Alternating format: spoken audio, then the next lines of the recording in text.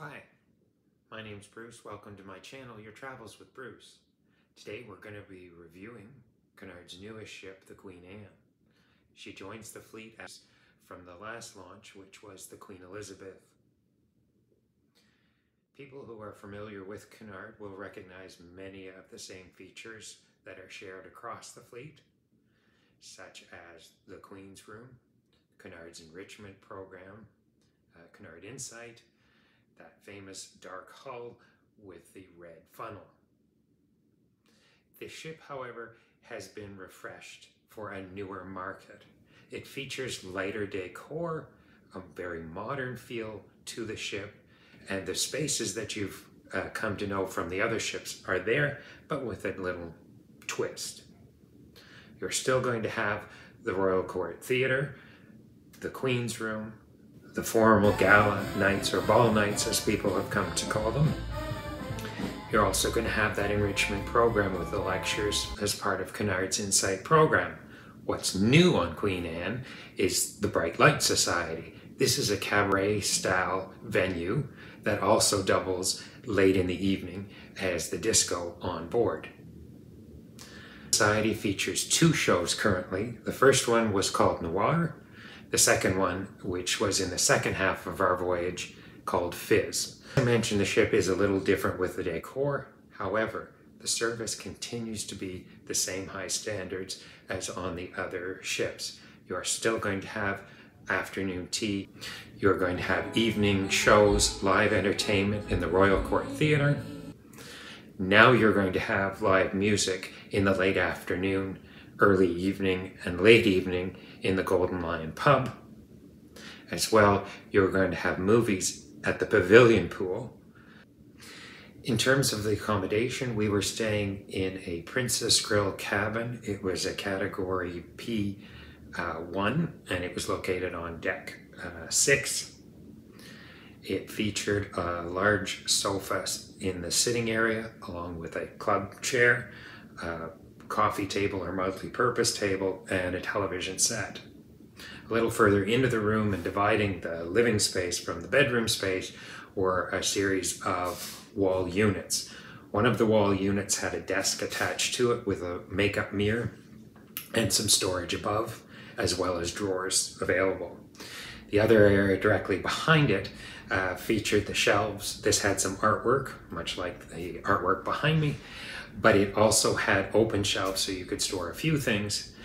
On the main counter was an espresso machine, there was a kettle, there were teacups, coffee mugs, espresso mugs. There was also tea and coffee available and biscuits. Below that was a drawer which had a large amount of storage. And adjacent to that was a small bar fridge for storing things. Moving further into the cabin towards the door is a bed. Again, it can be separated, just like the other cruise ships, into 2 twin beds or 1 king-size bed. This area also had another television set, so you can watch TV in both areas. Speaking of television, I really want to talk about the TV system on board, which is a fantastic step up. We had 2 televisions, as I mentioned, in the room, so you can watch independently if you want to. The televisions feature satellite news, sports channels, and variety of channels. In addition to live satellite feed programming, there's also on demand. So if you're somebody who in the afternoon likes to watch maybe a television show or a movie before getting ready for dinner or continuing with your evening, you're able to watch on-demand television shows. Just like when you get on board the aircraft, you touch the screen, you get to see live or recorded entertainment. The same is true with this new entertainment system that they have on board Queen Anne. I thought it did a fantastic job. So one of the features that's been talked about and many people have started vlogging about and posting about is storage.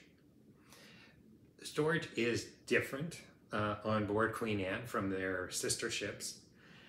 There are multiple hanging rails in the closets, so you can hang longer items, or you can replace the bar and put in 2 sets, so you can hang upper and lower. One thing I'll note with that is there was actually a lot of storage available. It's just in different places throughout the cabin. So there is storage, as I mentioned, in the space between the living area and the bedroom, as well as shelves.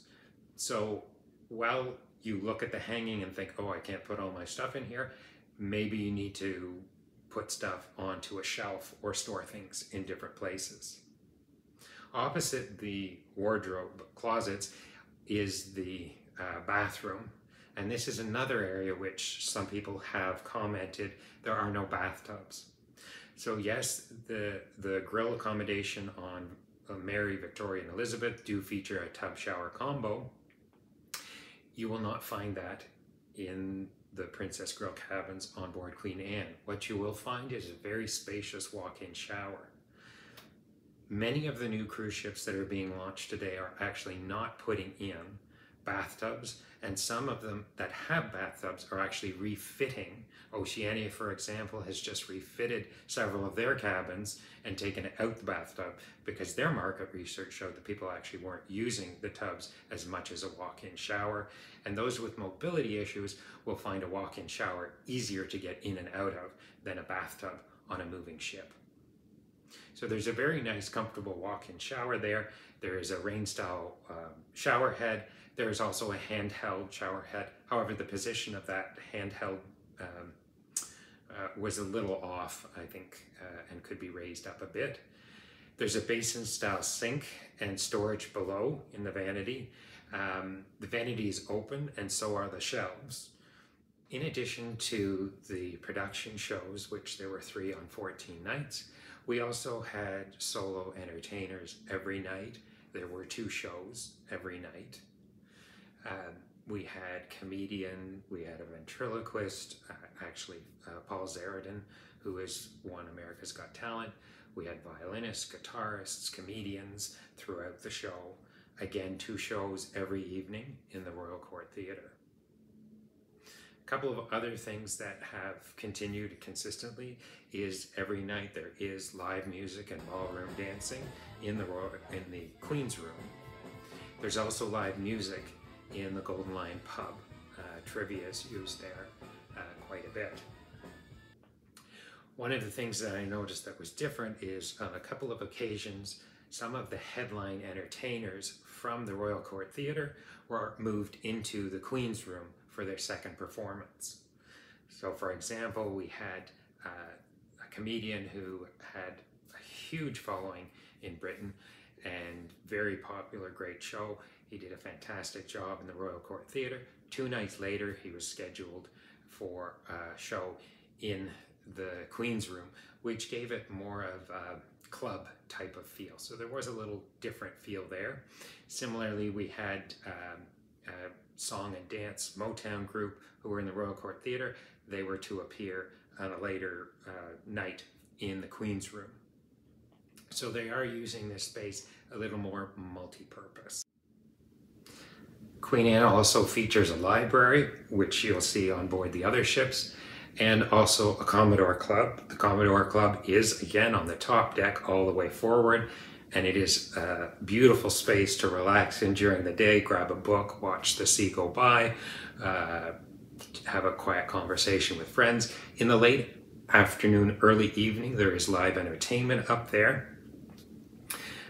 And it's also used sometimes for meetings, LGBT gatherings, just like the other Cunarders.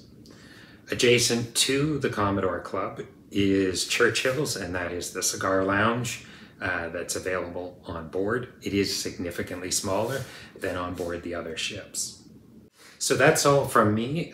Please don't forget to like and subscribe for more videos. Hit the button just down below, and we'll see you in the next video.